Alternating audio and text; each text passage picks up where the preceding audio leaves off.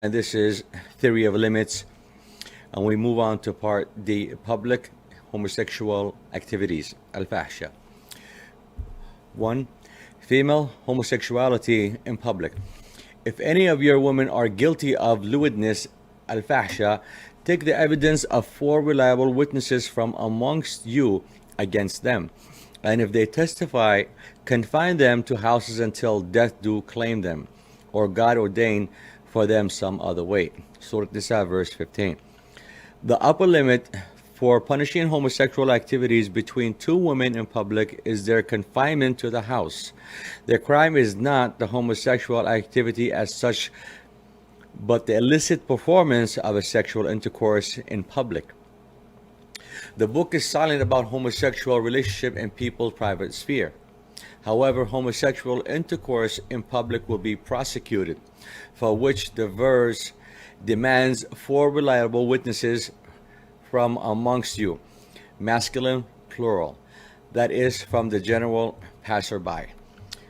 No penalty can be inflicted if a witness is from their own kind.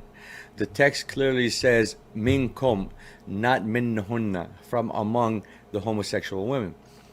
This implies that, for example, a public coming out of a woman who confesses to be lesbian would not count as proper testimony. In any case, since homosexual feeling and desires are not sinful, but the public act of intercourse is, lesbian women can enter into a romantic relationship as long as they avoid sexual acts in public.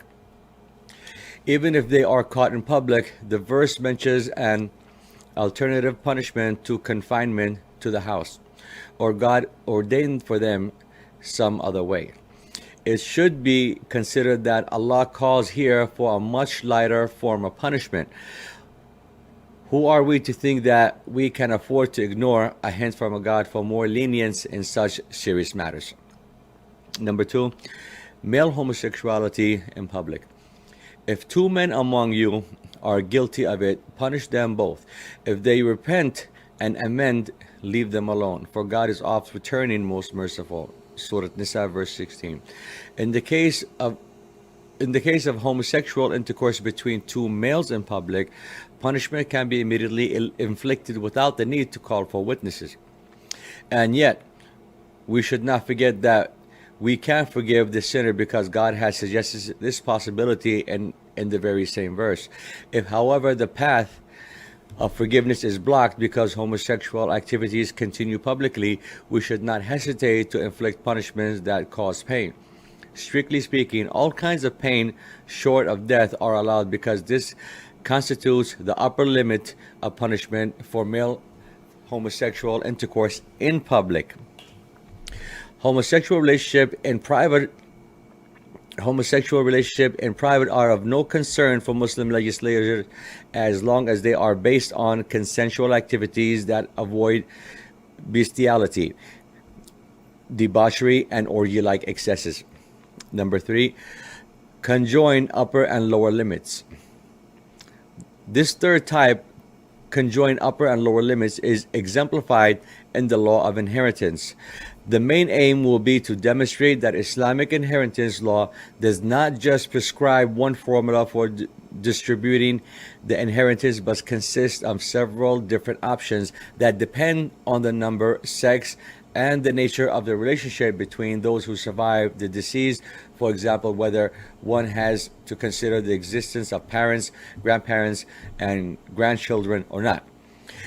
It will also be shown that the inheritance law, which has been traditionally applied, has had enormous repercussions on the manner in which the political system has functioned, basically since the 7th century.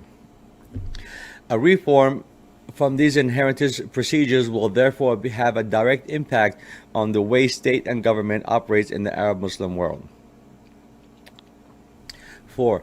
Meeting of upper and lower limits at one point. Unchasteness, zina. The woman and the man guilty of adultery or fornication, flog each of them with 100 stripes. Let not compassion move you in their case in a matter prescribed by God. If you believe in God and the last day, and let a party of believers witness their punishment. Surah Nur, verse 2. Let no man guilty of adultery or fornication marry but a woman similarly guilty, or an unbeliever. Nor let any man such a but nor let any but such a man or an unbeliever marry such a woman. To the believers such a thing is forbidden. Surah Nur, verse 3. This fourth type refers to injunctions whose punitive measures are unambiguous. They exhibit absolute norms of how to punish for a crime. In the case of zina, illicit sexual relationships in either fornication or adultery, for example, to flog each of them with 100 stripes, is a fixed penalty that combines both upper and lower limits. It should neither be less nor more than 100 stripes, and no compassion shall move you in their case. Allah does not, however, impose such extreme penalties unconditionally. We hear in verse 4 to 10 of Surah An-Nur that no less than 4 witnesses are required to support the allegation of adultery. We also hear that the curse of God will be evoked if these allegations turn out to be unfounded. And those who launch a charge against chaste women and produce not 4 witnesses to support the allegation, flog them with 80 stripes and reject their evidence ever after. For such men are wicked transgressors, unless they repent thereafter and mend their conduct, for God is oft forgiving, most merciful. And for those who launch a charge against their spouses and have in support no evidence but their own, their solitary evidence can be received if they bear witness 4 times with an oath by God that they are solemnly telling the truth. And the 5th oath should be that they solemnly invoke the curse of God on themselves if they tell a lie. But it would avert the punishment from the wife if she bears witness 4 times with an oath by God that her husband is telling a lie. And the 5th oath should be that she solemnly invokes the wrath of God on herself if her accuser is telling the truth. If it were not for God's grace and mercy on you, and that God is oft returning, full of wisdom, you would be ruined indeed. Surah Nur 24, verse 4 to 10. It is remarkable to read how strictly Allah regulates the witnessing of unchaste activities. In requiring 4 truthful witnesses or a sacred oath from either husband or wife, Allah's sense of judgment is supreme. If God had not made it very hard to accuse someone of adultery, we would see hundreds of baseless accusations on a daily basis, wild insinuations made purely out of menace, jealousy, envy, or feeling of frustration and disappointment by being rejected by the accused. Without Allah's binding conditions for any accusation of adultery, men and women would simply be too frightened to be seen together. Boys and girls would be too scared to talk and sit down with opposite sex, and the possibility of platonic friendship between men and women would be too risky to even contemplate. In His justice, Allah does not only oppose a very harsh penalty, leaving no room for either mitigation or mercy. He also provided a system of double checks that aim at counterbalancing the harshness of the imposed penalties and at preventing abuse by overzealous bigots. Number 5. Lower and upper limits remain untouched by curvature.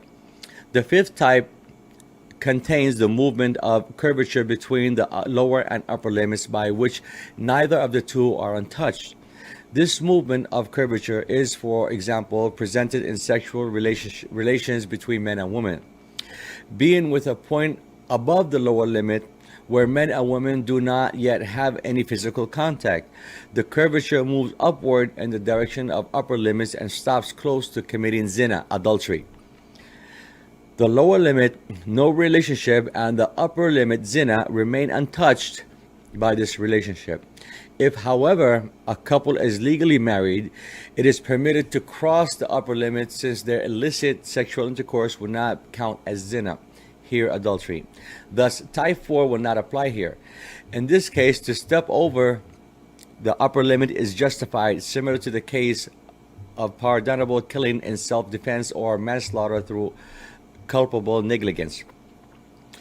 Type 4 and 5 are therefore interrelated, because if, for example, a non-married couple is sexually active, their curvature illegitimately touches the upper limit, that is zina, here fornication, while the sexual intercourse of a married couple does not count as zina, but as a legitimate touching of the upper limit, as in type 5. Thank you for following Theory of Limits Part 6. Part 7 is next. Let us hear your thoughts